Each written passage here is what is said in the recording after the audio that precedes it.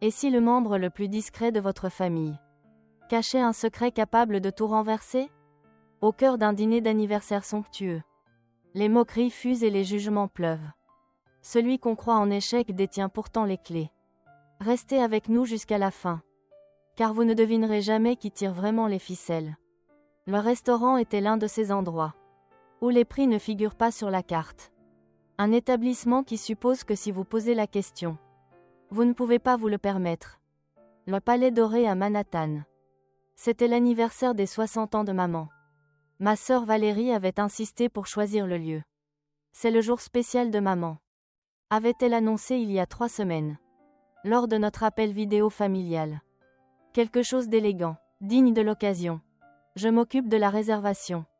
Ce qu'elle voulait vraiment dire. C'était un endroit assez cher pour me mettre mal à l'aise. Un endroit où elle pourrait rappeler à tous qu'elle était la plus réussie. Je m'assis au coin de la table, portant le même blazer marine que je possédais depuis 6 ans. Autour de moi, ma famille scintillait, dans des marques de créateurs et des costumes sur mesure. Valérie portait une robe Prada qui coûtait probablement plus que le loyer mensuel de la plupart des gens. Son mari Sébastien arborait des boutons de manchette et une montre Tom Ford assortie. Même mon jeune frère Alexandre était venu, dans un costume Hugo Boss. J'avais l'air sorti d'un catalogue J.Crew de 2018. Ce qui était exactement l'image que j'avais cultivée ces 7 dernières années. Alors, petit frère, dit Valérie, lorsque la deuxième bouteille de vin arriva. Un Bordeaux à $400 que Sébastien avait choisi, avec une expertise performative. Tu fais toujours ton truc sur Internet? La table devint silencieuse. C'était une pause familière, celle qui précédait les humiliations soigneusement préparées de Valérie. Oui, dis-je simplement. Toujours ça. Adrien gère une entreprise en ligne prospère. Intervint maman avec espoir. Ma mère, éternelle pacificatrice, essayait de me défendre avec des mots qu'elle ne comprenait pas vraiment. Le rire de Valérie était cristallin et tranchant. Maman, arrête, c'est gentil que tu sois supportive. Mais soyons réalistes. Elle se tourna vers moi, son expression un parfait mélange de pitié et de condescendance. Combien gagnes-tu réellement avec ton petit blog? Ou quoi que ce soit? Ce n'est pas un blog, dis-je calmement. C'est une firme d'investissement et de capital risque. Sébastien ricana dans son vin. Une firme de capital risque? C'est adorable. Valérie, tu as entendu ça? Ton petit frère pense qu'il dirige une firme de WC. Valérie me tapota la main dans un geste qui me fit me sentir comme si j'avais 8 ans à nouveau. Adrien, il n'y a aucune honte à admettre que tu es encore en train de te chercher. Tu as 28 ans? La plupart des gens de ton âge sont encore au niveau débutant quelque part. Le fait que tu essaies l'entrepreneuriat est mignon. J'ai 28 ans, corrigeai-je doucement. C'est vrai, 28 ans, encore si jeune. Elle sirota son vin. Sébastien et moi parlions. Et si tu as besoin d'aide, nous pourrions peut-être te décrocher un entretien dans ma société. Peut-être quelque chose en opération. Ou assistant d'un des chefs de projet junior. Ma sœur avait 33 ans. Elle avait obtenu son diplôme de Wharton il y a 5 ans. Et avait immédiatement rejoint une start-up technologique appelée Groupe Elite, une plateforme d'apprentissage automatique pour les clients d'entreprise. Son MBA et ses relations lui avaient valu un poste de vice-présidente du développement commercial. Et elle avait passé les 5 dernières années à s'assurer que tout le monde sache son succès. Groupe Elite avait levé 380 millions de dollars sur 3 tours de financement. Valérie avait été mise en avant dans le Forbes 30 Under 30. Elle parlait aux conférences. Elle postait constamment sur LinkedIn sur la disruption, l'innovation et le scaling. Elle n'avait aucune idée que j'étais le plus grand investisseur de sa société depuis la série A. C'est généreux, dis-je en coupant mon filet de sol à 75 $. Mais je suis heureux avec mon travail actuel. Alexandre intervint. La solidarité du petit frère s'évapora au moment où Valérie lui lança un regard approbateur. Allez, Adrien, maman dit. Tu vis encore dans ce studio à Queens. Quand vas-tu prendre ta carrière au sérieux? J'aime mon appartement, répondis-je. C'était vrai, le studio de 600 pieds carrés. près d'Astoria Park me coûtait 1800 $ par mois. Et était à distance de marche du métro. Couverture parfaite pour quelqu'un qui gérait un portefeuille d'investissement de 680 millions de dollars. Tu l'aimes parce que tu ne peux pas t'offrir mieux. Dit Valérie. Ce qui est bien. Tout le monde ne peut pas être un gros gagneur. Certaines personnes sont simplement plus pratiques. Sébastien se pencha en avant. Visiblement ravi. Valérie m'a dit que tu avais demandé à emprunter de l'argent pour le loyer l'an dernier. J'avais 1200 $ en mars 2024. Lorsque je vivais délibérément de manière modeste. Tout en allouant du capital à 3 nouvelles sociétés de portefeuille. J'avais remboursé Valérie en 2 semaines. Mais elle n'avait jamais laissé passer ça. Je t'ai remboursé, dis-je doucement. Bien sûr que tu l'as fait. Je ne dis pas que tu es irresponsable. Je dis que tu luttes clairement. La voix de Valérie dégoulinait d'une fausse inquiétude. Et il n'y a aucune honte à cela. L'économie des petits boulots est dure. Les entreprises Internet marchent rarement. Maman essaya à nouveau. Valérie, Adrien se débrouille bien. Il semble heureux. Maman, je t'aime, mais tu ne comprends pas les affaires.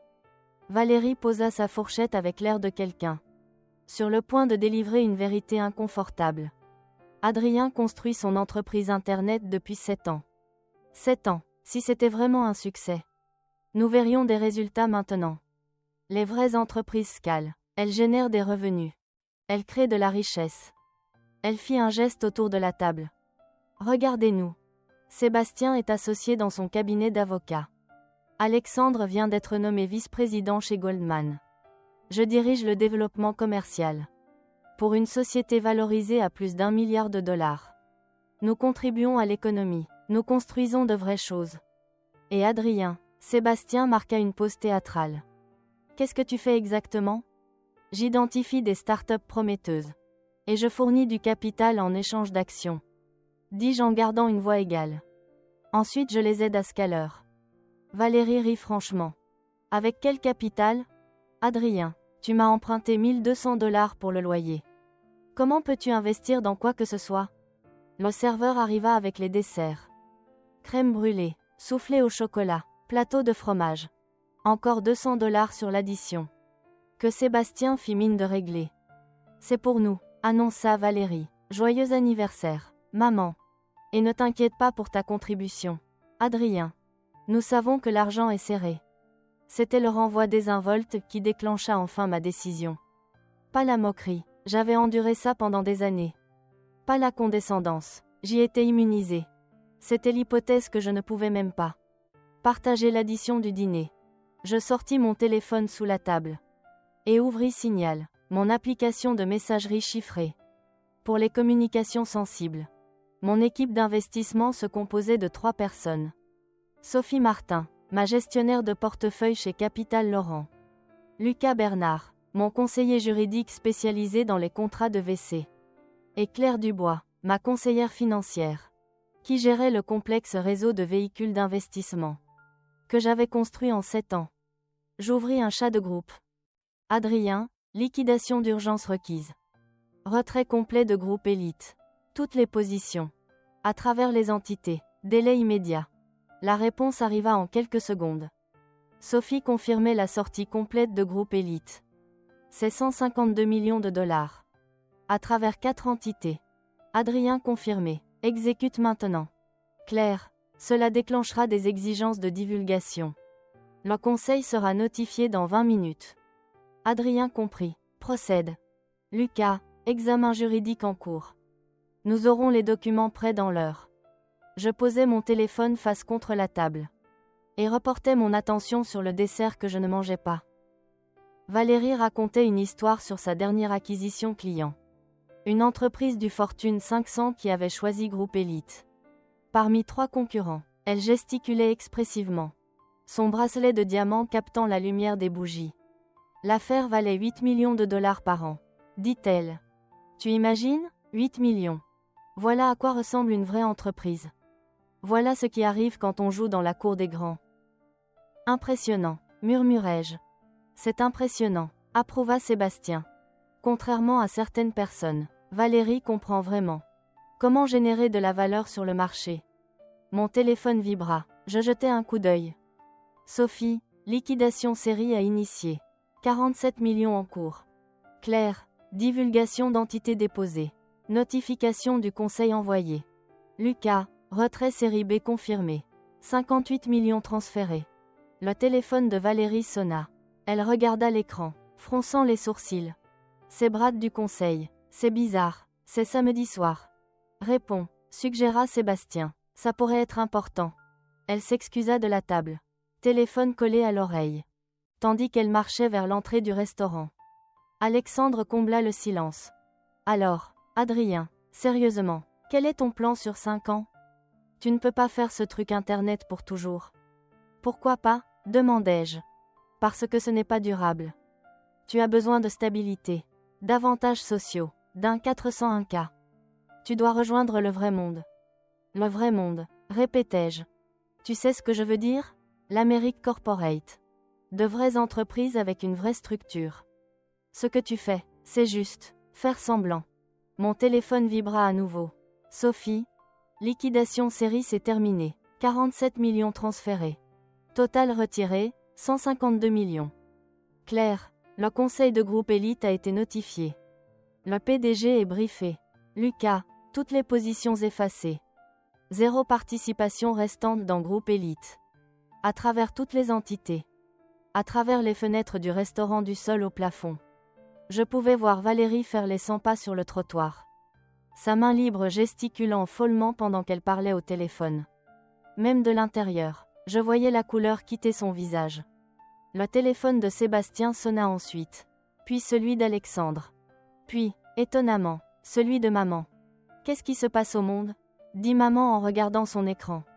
C'est Valérie qui m'appelle, mais elle est juste dehors. Sébastien répondit à son téléphone. Chérie, que se passe-t-il? Nous ne pouvions pas entendre la réponse de Valérie. Mais nous vîmes l'expression de Sébastien passer. De la confusion au choc puis à l'horreur en 10 secondes.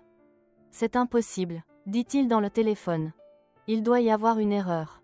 Attends, je sors. Il courut pratiquement vers la porte. Le téléphone d'Alexandre continuait de sonner. Un appel de Valérie qu'il répondit avec une confusion grandissante. Serette. Qu'est-ce? Attends, ralentis.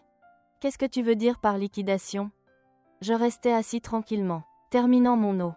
Maman me regarda avec des yeux inquiets. Adrien, sais-tu ce qui se passe? Je pourrais, dis-je doucement. À travers les fenêtres, je regardais la conversation animée.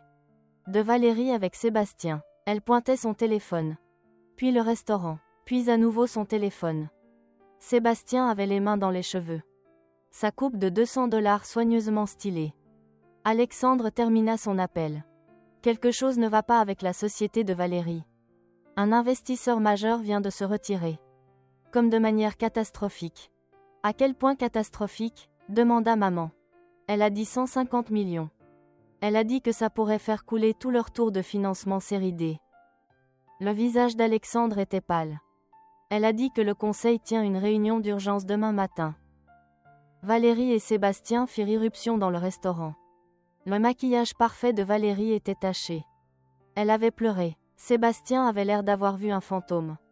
Nous devons partir, annonça Valérie. Urgence. Je suis vraiment désolée, maman, je dois gérer ça. Que s'est-il passé? Demanda maman en se levant. Pour rejoindre sa fille.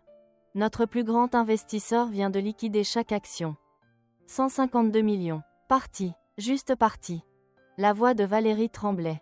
Le conseil panique. Notre PDG est dans un avion de retour de Tokyo. Les investisseurs série D sont effrayés. Ça pourrait tout détruire. Qui était l'investisseur? Demandai-je doucement. Valérie se tourna vers moi. Du mascara coulait. Un groupe appelé Capital Laurent. Nous ne les avons même jamais rencontrés. Ils ont été complètement passifs pendant 4 ans. Et maintenant, sans prévenir, ils retirent tout. Capital Laurent, répétai-je, ils étaient notre investisseur principal.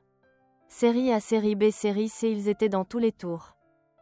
Ils possèdent 22% de la société. Et maintenant ils sont partis. Sébastien faisait défiler frénétiquement son téléphone.